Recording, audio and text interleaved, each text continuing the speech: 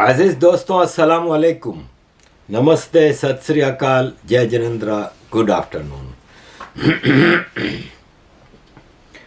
अजीज दोस्तों, prime minister Narendra Modi ji का अभी 10-12 दिन पहले अमेरिका का ट्रिप हुआ था और उसकी गूंज अभी तक बाकी है। उस अमेरिकन ट्रिप को सबोताज करने के लिए हमारे सबसे बड़े अनएम्प्लॉयड पर्सन राहुल गांधी जी पहुंचे थे अमेरिका। बहुत कोशिश की, पूरे इकोसिस्टम ने जोर लगाया। राना अयूब वहाँ पे बैठी थी, मुख्तलिफ जगहों पे इंडियन डेमोक्रेसी के मजाक उड़ा रही थी, इंडिया की फ्रीडम ऑफ स्पीच के वो मजाक उड़ा रही थी, जिसका सबसे ज़्यादा फ़ायदा उसको होता है। जितना फ्रीडम ऑफ स्पीच वो करती है ना, वो खुद अच्छी तरह जानती है कि दुनिया के किसी देश में मुमकिन नहीं। अगर यही बातें एज एन अमेरिकन वो अमेरिका में करती ना, तो जूलियन असांज की तरह जेल में होती। अगर यही बातें इंग्लैंड में करती ना, तो उसके ऊपर 25 केस बन चुके होते। वो अच्छी तरह जानती है, लेकिन बहरहाल वो उसकी रोज़ी रोटी है।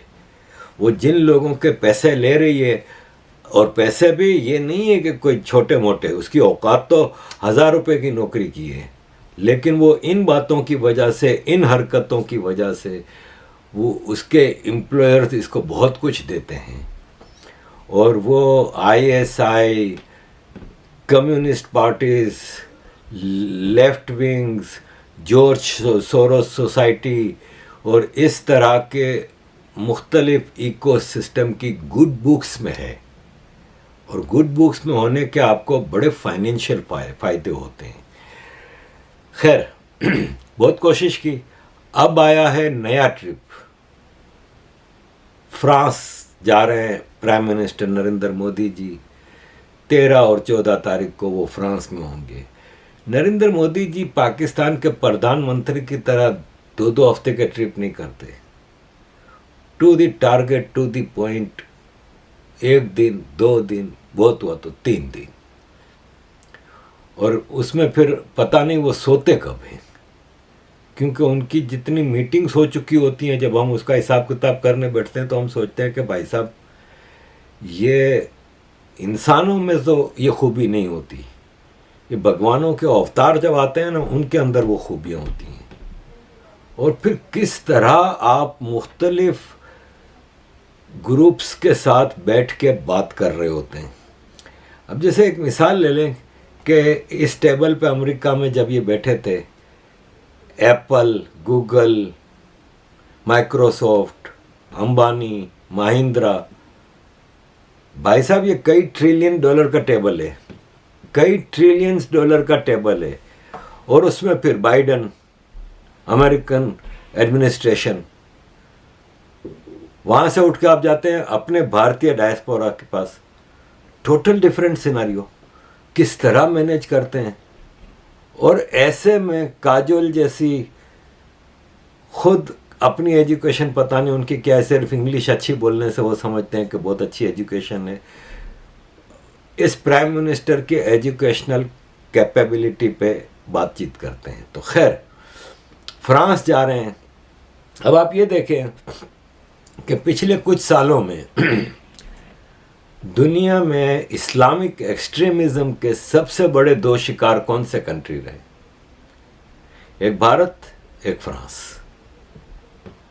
हर मौका ब मौका वहाँ पे पत्थरबाजियाँ होती हैं, आग लगाई जाती है, गाड़ियाँ जलाई जाती हैं, रेलवे के ट्रैक उखाड़े जाते हैं, हर किस्म का आतंक होता है, भारत में भी, फ्रांस में भी।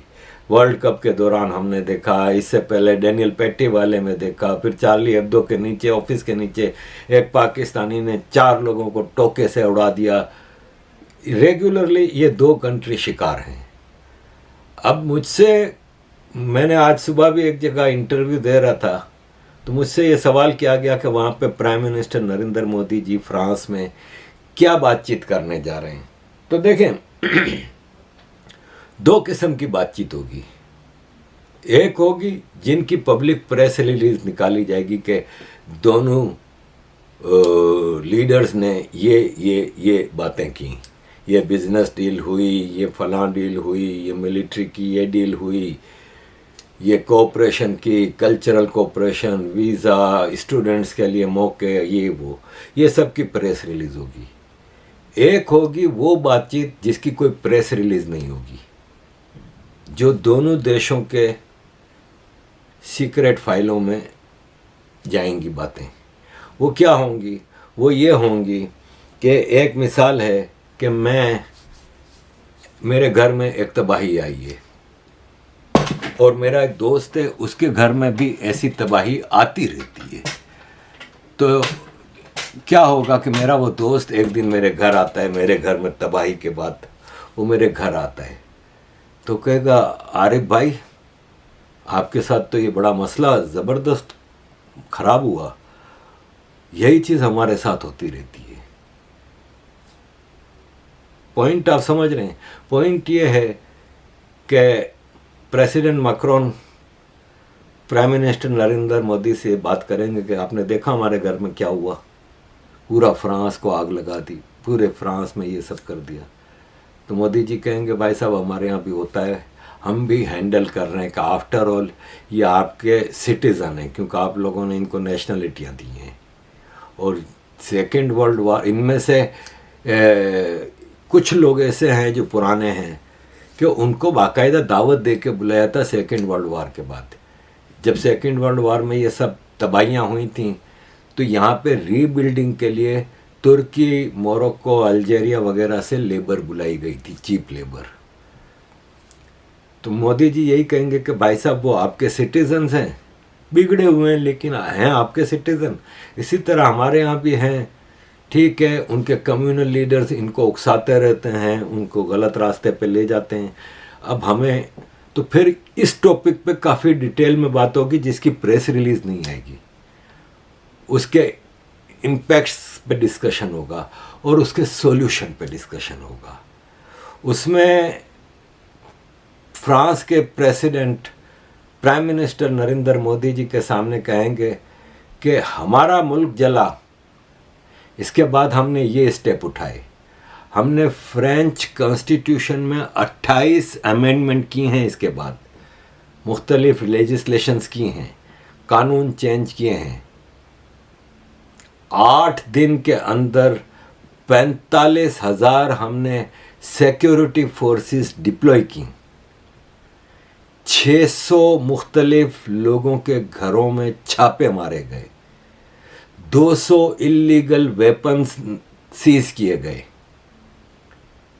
जो मास्टरमाइंड थे इन सब अटैक्स के, उनको बाकायदा गिरफ्तार किया गया।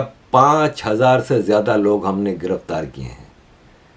मोदी जी कहेंगे, यार हम तो ये सब करते भी नहीं, फिर भी ये human rights organisations, international ecosystem, international media, वो तो हमारे पीछे पड़ जाते हैं। तो फ्रांस कहता है कि भाई उनका काम ये है, उनको करने दें, आप अपने मुल्क को देखें। आप देख लें, पोलैंड और हंगरी हैं 2 मुल्क हमारे यूरोप के, वो मुस्लिम माइग्रेंट्स को नहीं लेते, रेफ्यूजीज़ को नहीं लेते, हालांकि वो universal charter declaration of human rights में जो रेफ्यूजी कन्वेंशन है उसके सिग्नेटरी हैं। लेकिन वो कहते हैं भाई हर चीज़ बाद में, पहले हमारे कंट्री, हम अपने मुल्क को तबाह नहीं करेंगे। तो मोदी जी आप भी ज़रा आंखें बंद करके अपना स्टेप उठाएं। हालांकि मोदी जी अपने देश के इंटरनल मसले कहीं दुनिया के लीडर्स के साथ डिस्कस नहीं करते। वो भी सामने से अगर कोई ऐसी बात करे तो वो कहते हैं भाई साहब प्लीज़ ये हमारे घर का मसला है, हम आपस में देख लेंगे। लेकिन जनरली मुख्तलिफ बातें होंगी इस टॉपिक पे, और मैं समझता हूँ कि ये ज़रूरी है कि ये बातें हों।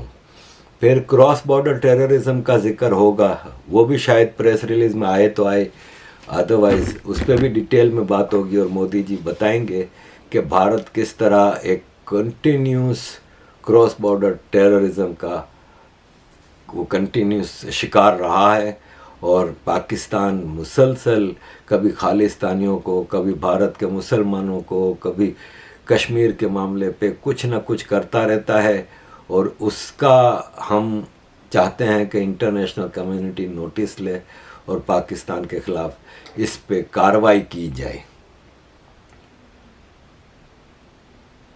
हमने इस पे जयशंकर जी ने, भारत के फॉरेन अफेयर्स मिनिस्टर ने साफ अल्फाज में कह दिया था कि पाकिस्तान के बारे में जब सवाल किया गया कि आप पाकिस्तान के साथ ट्रेड कब करेंगे, तो उन्होंने कहा कि रात को टेररिस्ट घुसे हमारे मुल्क में और दिन में ट्रेड, ये कैसे हो सकता है? जब तक क्रॉस बॉर्डर टेररिज्म नहीं रुकेगा, ट्रेड नहीं होगी। फिर यूक्रेन वार पे डिस्कशन होगा। क्लस्टर बॉम्ब अमेरिका ने जो यूक्रेन को सप्लाई करने शुरू कर दिए या करने का इरादा है, उस पे यूरोप में काफ़ी बेचैनी है और यूरोप इसको एक्सेप्ट नहीं कर रहा, क्योंकि क्लस्टर बम एक बहुत ही तबाहकुन हथियार है और यूरोप यूक्रेन के बगल में है भाई। उसके असरात, और फिर अगर वो बम यूक्रेन में, तो मर्सनरीज लड़ रहे हैं, कोई आउट ऑफ कंट्रोल चीज़ें हैं। किसी ने रशिया में 4 बम फेंक दिए ना, तो रशिया ने फिर एटम बम मार देना है। बार बार रशिया वार्निंग दे चुका है, तो अमेरिका को क्या फ़र्क पड़ना है? अमेरिका 7 समंदर पार है। तो यूरोप में इस पे बेचैनी है, यूक्रेन वार के हवाले से बेचैनी है। तो उसमें भारत का पॉइंट ऑफ व्यू भी क्लियर है, जो कि मोदी जी मैक्रोन के सामने रखेंगे। With the Indian government ignoring war crimes in Ukraine, not condemning Russia, with India counting on global support for in its struggle with China, its issues with China. How do you think you'll be trusted by others after that? Why do you think anyone will help Delhi after you didn't help others over Ukraine? Thank you. If I were to take Europe collectively, which has been singularly silent on many things which were happening, for example in Asia, you could ask, why would anybody in Asia trust Europe on anything at all? We have a difficult relationship with China. We're perfectly capable of managing it. A lot of our problems in China have nothing to do with Ukraine, have nothing to do with Russia. They predate it. Somewhere Europe has to grow out of the mindset that Europe's problems are the world's problems, but the world's problems are not Europe's problems.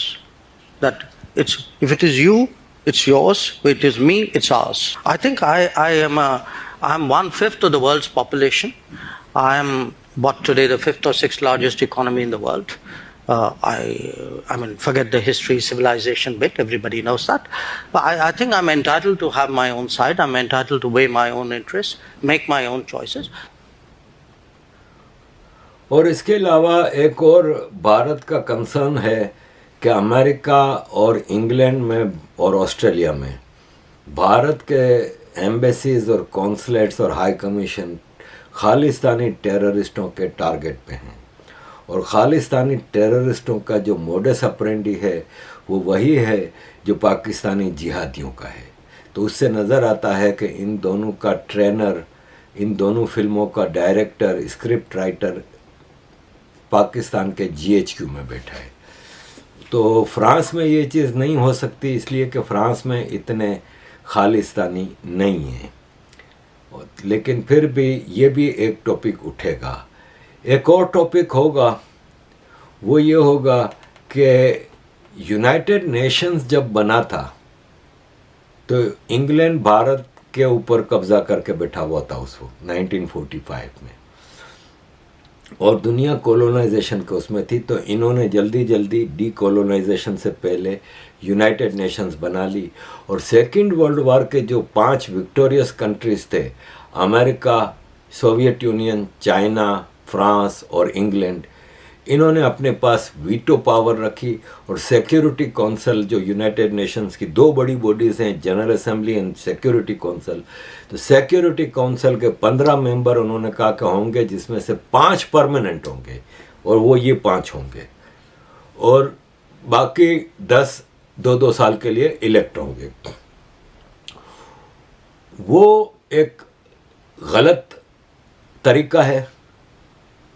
अब जैसे आज दुनिया की सबसे ज़्यादा आबादी वाला देश भारत है, दुनिया की सबसे ओल्डेस्ट सिविलाइजेशन वाला देश भारत है, दुनिया की 5वीं बड़ी इकोनॉमी है और तीसरी बनने जा रहा है, और वो उसके पास वीटो पावर नहीं, उसका कोई परमानेंट सीट नहीं सिक्योरिटी काउंसिल में। तो काफ़ी अरसे से मैं कहूँगा 25-30 साल से, भाई मुझे यूनाइटेड नेशन जाते हुए तो 29 साल हो गए हैं, और 29 साल पहले भी मैं यूनाइटेड नेशंस में ये आवाज़ सुनता था कि जर्मनी, ब्राज़ील, इंडिया, 3 नए मुल्क और साउथ अफ्रीका, 4 नए मुल्क सिक्योरिटी काउंसिल के परमानेंट मेंबर बनने चाहिए, वीटो पावर होनी चाहिए। India because India is biggest, most populous, south Africa इसलिए कि अफ्रीका की भी रिप्रेजेंटेशन हो, ब्राज़ील इसलिए कि साउथ अमेरिका की भी रिप्रेजेंटेशन हो, और जर्मनी इसलिए कि एक इकोनॉमिक जाइंट है, वगैरह वगैरह। ये हम तब से सुनते आए हैं, और ये रिफॉर्म्स की सिर्फ बातें होती हैं, क्योंकि वो किसी और कंट्री को कैसे चौधराहट देंगे या हथियार देंगे वीटो पावर का, तो बात होती रहती है। अब अभी इंग्लैंड ने यूएन रिफॉर्म्स की बात की और permanent security council seat for India को रेकमेंड किया।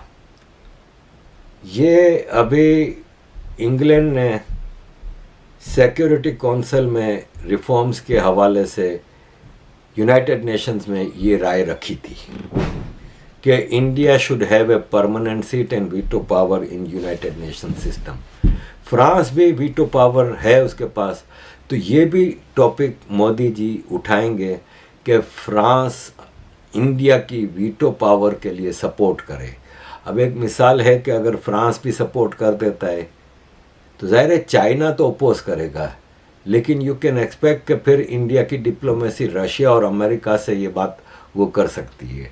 चाइना अकेला फिर अपोज करेगा तो कब तक करेगा, तो उसको उस रिजोल्यूशन को अगर यूनाइटेड नेशंस में पेश किया जाता है तो चाइना वीटो भी कर सकता है, लेकिन कम से कम एक स्ट्रॉन्ग आवाज़ तो आएगी, तो इस टॉपिक पे भी बात होगी।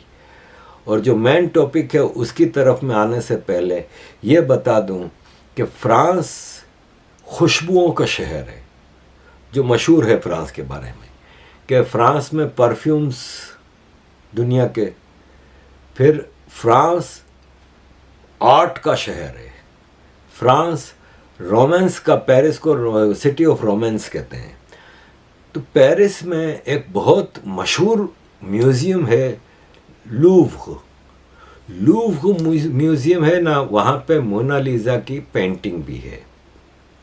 और चूंकि मैं तो लूव्र म्यूज़ियम कई बार जा चुका हूँ, तो फ्रांस ने जिस तरह मोदी जी का अमेरिका में बाइडेन एडमिनिस्ट्रेशन ने कई महीनों पहले तैयारी की हुई थी कि दावत और वो स्टेट डिनर और उस डिनर के लिए बड़े बड़े सेलिब्रिटीज़, और तो इसी तरह फ्रांस ने मोदी जी के लिए 14 तारीख को लूव्र म्यूज़ियम में डिनर रखा है और 250 लोगों को दावत दी गई है। फ्रांस के टॉप के टाइकून्स, सेलिब्रिटीज़ को उसमें दावत दी जाएगी। दुनिया में 3 बड़े सिनेमा के हवाले से इंडस्ट्रीज़ हैं, एक हॉलीवुड है, एक बॉलीवुड है और एक फ्रेंच। कि आप देखते हैं कि फ्रेंच फिल्म फेस्टिवल में ऐश्वर्या राय और भारत की भी सेलिब्रिटीज़ जाते रहते हैं। तो ये है कि वहाँ पे भी बड़े बड़े सेलिब्रिटीज़, और फिर फ्रांस में नीस, और उस इलाके में नीस बहुत ही खूबसूरत एक सी साइड है फ्रांस की, वहाँ पे सारे सेलिब्रिटीज़ जैसे अमेरिका में मायामी में, फ्लोरिडा में इनके घर होते हैं, इस तरह यहाँ भी बड़े बड़े सेलिब्रिटीज़ ने अपने घर लेके रखे हुए हैं, बड़ा खूबसूरत है। फिर वहाँ मोनाको है करीब में, मोनाको दुनिया की रिचेस्ट स्टेट है, छोटा सा स्टेट है, मतलब आप यूँ समझ लें कि दिल्ली का एक कोई इलाका है ना, जैसे चांदनी चौक है, वो भी शायद मोनाको से बड़ा है, इतना छोटा सा है, लेकिन सारे बिलियनर मिलेंगे, मिलियनर मिलेंगे, कोई गरीब वहाँ पे आपको नहीं मिलेगा, अमीरों का इलाका है, छोटी सी आज़ाद स्टेट है वो। उसका अपना कोई एयरपोर्ट नहीं, नीस एयरपोर्ट वो यूज़ करते हैं, ज़्यादातर लोग हेलीकॉप्टर से अपने घरों को जाते हैं, वो नीस के करीब है। तो फ्रांस सेलिब्रिटीज़ का, टाइकून्स का, दुनिया का सेकेंड रिचेस्ट आदमी फ्रेंच है, लुई वुइटन, जिसका ब्रांड आजकल पूरी बॉलीवुड के सेलिब्रिटीज़ यूज़ करते हैं। तो ये एक स्टेट डिनर होगा जिसमें 250 सेलिब्रिटीज़ और टाइकून्स को दावत दी गई है। ये बहुत कम लोगों के साथ इस्तकबाल होता है फ्रांस में, जैसा मोदी जी का हो रहा है, जैसा मोदी जी का अमेरिका में हुआ। ये भारत के लिए गर्व की बात है। ये एक एक भारतीय, एक एक इंडियन के लिए गर्व की बात है कि उनके प्राइम मिनिस्टर को, ये भारत के प्राइम मिनिस्टर को ये मान सम्मान दिया जाता है इंटरनेशनल लेवल पे। अभी अमेरिका से पहले ऑस्ट्रेलिया का भी यही चीज़ हुई थी। तो ये फ्रांस में एक बहुत ज़बरदस्त मोदी जी का इस्तकबाल हो रहा है। वहाँ पे जो सबसे बड़ी बात होगी और जो ओपनली होगी वो होगी भारत के साथ ट्रेड डील। अब देखें, आज का भारत वो भारत तो है नहीं जो आज से 10 साल पहले था। दुनिया में software development, number of developers hourly rate के हिसाब से, चाइना में दुनिया में सबसे ज़्यादा सॉफ्टवेयर डेवलपर्स हैं 7 मिलियन। इसके बाद भारत 5 मिलियन, और 5 मिलियन के बाद डायरेक्ट ब्राज़ील 5 लाख, फिर 3 lakh Romania, 2 lakh Ukraine, 1,90,000 Philippine, इस तरह। और ये भारत की एक प्रोडक्ट है। फिर भारत ने मिलिट्री एक्सपोर्ट शुरू की। 2016 में 1521 करोड़ की एक्सपोर्ट थी। 2022-23 में 15,920 करोड़, 10 गुना बढ़ गई। मिलिट्री एक्सपोर्ट हो रही हैं। भारत ने चाइना को ओवरटेक कर लिया है as most attractive emerging market for investment. ये इन्वेस्को की रिपोर्ट है। आज से 20-25 साल पहले पूरा वेस्ट अपनी सारी इन्वेस्टमेंट चाइना में लगाता था कि चीप लेबर। जैसे एप्पल के CEO ने एक बार कहा था कि हमें अपनी प्रोडक्ट के लिए एक ही क्वालिटी के सॉफ्टवेयर इंजीनियर सैकड़ों हज़ारों की तादाद में चाहिए होते थे, तो वो हमें चाइना में एक ही जगह पे मिल जाते थे। वही चीज़ अब इंडिया में भी चीज़ हो गई है। तो इसलिए अब जैसे एप्पल आया है, इधर टेस्ला आने वाला है, बड़ी बड़ी कंपनियां, एक तो देखें बड़ी बड़ी कंपनियां, मैकडोनल्ड आया, KFC आया, कोका कोला आया, उनका इतना वो नहीं है, उसका ज़्यादा फ़ायदा कोई इम्पैक्टफुल चीज़ होती है जो बड़ी बड़ी टेक्नोलॉजी की इंडस्ट्रीज आती हैं। तो भारत फ्रांस से रफ़ाइल जहाज़ खरीदने का तो सुना है कि 26 रफ़ाइल जहाज़ खरीदने हैं, 3 स्कॉर्पियन सबमरीन खरीदनी है फ्रांस से, और ये मोदी जी की ट्रिप में अनाउंस होगा। रफ़ाइल जहाज़ के हवाले से पिछली बार जो डील हुई थी उसमें टेक्नोलॉजी ट्रांसफ़र की बात हुई थी, तो ये टेक्नोलॉजी ट्रांसफ़र के साथ होगा, क्योंकि ये भारत की मोदी सरकार की पॉलिसी है कि जो भी खरीदेंगे वो ऐसा खरीदेंगे कि हम टेक्नोलॉजी के भी मालिक हो जाएं। तो ये कुछ कंडीशंस हो सकती हैं कि फ्रांस कहेगा कि ठीक है आप अपने लिए बना सकते हैं, बेच नहीं सकते। फिर कैसा तो नहीं ना कि फ्रांस की एक प्रोडक्ट है रफ़ाइल, तो फ्रांस भी भारत कल को रफ़ाइल बना बना के बेचना शुरू करे, ऐसी कोई कंडीशंस हो सकती है। तो उसको मानने में भी कोई एतराज़ नहीं कि ठीक है, हमें कम से कम हम अपने मुल्क में अपनी चीज़ तो बना सकेंगे। तो भारत भी मिलिट्री के हवाले से चीज़ें खरीदेगा, लेकिन जो वंदे मातरम भारत की ट्रेन है वो भारत की प्रोडक्ट है। सॉफ्टवेयर डेवलपर्स हैं। फिर फूड ग्रेन्स, एग्रीकल्चर का फ्रांस में काफ़ी यूक्रेन वार के बाद इशू है। फिर पेट्रोल, भारत इस वक्त रशिया का पेट्रोल ख़रीद के रिफ़ाइन करके, क्योंकि भारत के पास रिफ़ाइनिंग की बहुत वास्ट लेवल पे फैसिलिटी है, तो रिफ़ाइन करके भारत एक्सपोर्ट कर सकता है। तो काफ़ी चीज़ें भारत के पास भी हैं। फिर भारत का ह्यूमन रिसोर्स है कि भारत के पास इतना, जैसे दुनिया में आप देख लें कि बड़ी बड़ी कंपनियों के CEO बन जाते हैं हमारे भारत के लोग, तो इसका मतलब हमारा ह्यूमन रिसोर्स वेरी रिच है। तो वो ऑफ़र किया जा सकता है कि आप अपने वीज़ा खोलें, हमारे स्टूडेंट्स आएंगे और फ्रांस के अंदर। तो ये सब चीज़ें हैं। फिर कल्चरल चीज़ें होती हैं, जैसे अलियांस फ्रांसे एक ऑर्गेनाइजेशन है जो कि दुनिया भर में फ्रेंच लैंग्वेज और फ्रेंच संस्कृति को फैलाने के लिए, जैसे पाकिस्तान में कराची में भी है। और मेरी बीवी वहाँ पे जब मैं मेयर था तो उसको इतनी फ्रेंच कमज़ोर थी, तो मैंने अलियांस फ्रांसे में इसको एडमिशन करा दिया था और वो वहाँ पे फ्रेंच सीखने जाती थी। तो ऐसे मेरा ख्याल है भारत में भी अलियांस फ्रांसे होगा ऑलरेडी, इतना बड़ा भारत का और फ्रांस का कनेक्शन है। तो मतलब मैंने तो सुना है कि कर्नाटका में, बल्कि सुना नहीं है, एक बार मुझे याद पड़ता है मैं एक टीवी प्रोग्राम देख रहा था फ्रांस में, जैसा कौन बनेगा करोड़पति है ना, इस टाइप का एक क्विज शो था। तो उसमें मुख्तलिफ पार्टिसिपेंट्स थे। तो एक औरत, 90s की बात बता रहा हूँ मैं, बेल्जियम में मैंने ये प्रोग्राम देखा था। तो एक औरत साड़ी में बैठी थी, तो जब वो बोलने लगी फ्रेंच में, तो वो जो एंकर था, वो जो होस्ट था, उसने कहा कि तुम कहाँ से हो? तो उसने कहा मैं भारत, कर्नाटका। तो तुम फ्रेंच? बोला हमारे कर्नाटका में काफ़ी लोग अच्छी फ्रेंच बोलते हैं। तो मुझे याद आया कि टीपू सुल्तान को फ्रेंच उस वक्त सपोर्ट कर रहे थे। तो जब इंग्लैंड ने फ्रांस पे, इंडिया पे कब्जा किया था, तो फ्रेंच भी काफ़ी कोशिश करते थे। तो Bharat has a long history with France. तो कई चीज़ों पे डेवलपमेंट हो सकती है अजीज़ दोस्तों। और ये मोदी जी की लिस्ट ऑफ ऑनर्स कि Egypt, Saudi Arabia, Bahrain, Palestine, इमारात, Russia, Afghanistan, Maldives, Bahrain, America, Palau, Fiji, Papua New Guinea, इन सब ने मोदी जी को अपना हाईएस्ट सिविलियन ऑर्डर दिया हुआ है। मुझे लगता है कि फ्रांस भी कोई ऐसा ऑर्डर दे सकता है।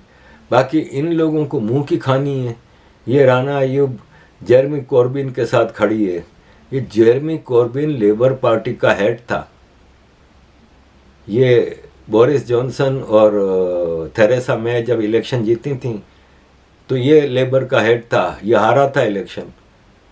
इंतहाई फजूल आदमी, इंतहाई बेकार आदमी और टोटली अगेंस्ट इंडिया। इसने अभी काउंसलर्स के इलेक्शन में लेस्टर में जितने हिंदू काउंसलर्स थे जो री इलेक्शन के लिए खड़े थे, उनको हटा दिया था। अब तो ये लेबर पार्टी का नहीं है चीफ, लेकिन है ये इंतहाई लेफ्ट का एंटी इंडिया माइंडसेट के साथ। तो फिर इसके साथ ही राना अयूब खड़ी होगी। तो राना अयूब अभी जो पूरे दौरे कर रही है ना, उसमें इंग्लैंड में भी ये इसी टाइप के लोगों के साथ मिलती है। फिर मोदी जी के खिलाफ कौन लोग खड़े होते हैं? China, Pakistan, opposition parties of Bharat, liberals, seculars, radical Islamist, pharma lobby, arms lobby, anti Hindu, anti Indians, टुकड़े टुकड़े गैंग, ये सब चाहते हैं कि मोदी जी मोदी मुक्त भारत हो जाए। लेकिन 140 करोड़ हिंदुस्तानियों में मेजॉरिटी ये चाहती है कि मोदी जी ही भारत के सफ़र को जारी रखें। तो अजीज़ दोस्तों, we have expectations, huge expectations in this trip of prime minister Narendra Modi. हम समझते हैं कि भारत और फ्रांस की कोऑपरेशन और रिलेशनशिप बहुत स्ट्रॉन्ग होगी। ये दो मेरे कंट्री हैं। मैं पैदा बेशक पाकिस्तान में हुआ, बाय बर्थ पाकिस्तानी हूँ, लेकिन nationality with pride is French and my connection with Bharat is अटूट and for ever eternal. Thank you very much अजीज़ दोस्तों for all your support. Kindly keep supporting. आपके सपोर्ट से बहुत सहायता मिलती है। Keep supporting. Thank you.